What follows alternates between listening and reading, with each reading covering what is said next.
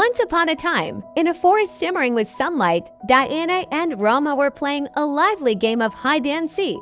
While searching for Diana behind an ancient oak tree, Roma stumbled upon something extraordinary, a mysterious, vine-covered gate. It wasn't an ordinary gate. It hummed with a soft, magical tune and glowed with a gentle, rainbow light. He called for Diana, and together, their eyes wide with wonder, they pushed the heavy gate open. What they saw took their breath away. Before them lay a magnificent amusement park, completely empty, yet alive with its own secret magic. Rides swirled and soared in a silent, graceful ballet. They laughed with delight, stepping into their own private wonderland. First, they hopped onto a carousel where the horses weren't made of wood, but of pure, shimmering starlight. Round and round they went, their laughter echoing in the quiet park. Next, they dared to ride a small roller coaster that didn't just rattle on tracks, but soared gracefully through pillowy clouds that tasted of cotton candy. It was a dream come true.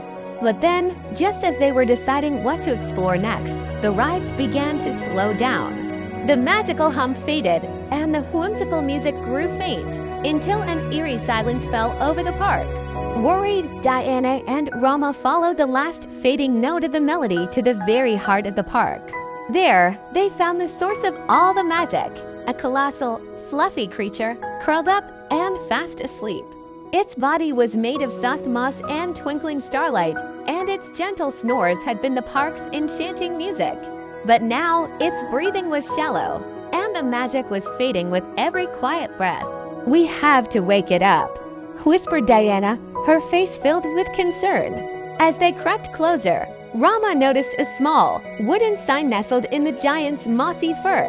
It read, "Only the joyous laughter from a giggle bloom flower can wake the sleepy giant." Their mission was clear. They had to find that flower. Their quest led them first to a confusing maze of shimmering mirrors. As soon as they stepped inside, their reflections twisted and danced, and they lost sight of each other. "Roma, where are you?" called Diana. Suddenly, a tiny, squeaky voice echoed from the mirrors. "To find your friend, solve my fun. I have no mouth, but speak in pun." It was a riddling mirror sprite. The sprite gave them a riddle. "I have cities, but no houses. Forests, but no trees, and water, but no fish. What am I, a map?" shouted Roma and Diana at the same time. Their correct answer made one of the mirror walls dissolve, revealing the path forward and reuniting them. Next, their path was blocked by a wide, bubbling river of sparkling lemonade. On the other side, they could see the candy-themed land where the flower was supposed to be. A family of giant gummy bears sat by the river bank, looking grumpy. "How will we get across?" wondered Roma. Diana, remembering the sign, had an idea. "The giant needs laughter. Maybe they do too." They began to sing the silliest song they could think of, dancing and making funny faces. The gummy bears watched, their grumpy faces slowly turning into smiles, then chuckles, and finally, big belly laughs. Delighted, they formed a wobbly, colorful bridge with their bodies, allowing the children to cross the river. At last, they reached the lollipop forest. High atop the tallest lollipop tree, they saw it. The giggle bloom, a beautiful flower sparkling with pure, joyous energy. Roma tried to climb the slippery lollipop stick, but slid right back down. "It's too slippery," he said.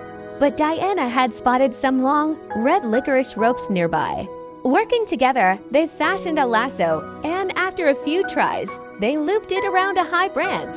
Hand over hand, they climbed up and carefully plucked the magical flower.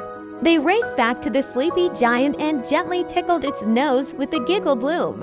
The flower let out a burst of shimmering, giggling pollen. The giant's nose twitched. It let out a tiny sneeze, then a bigger one that sent a rainbow arching across the sky, and finally, it awoke with a mighty, joyous laugh that shook the whole park.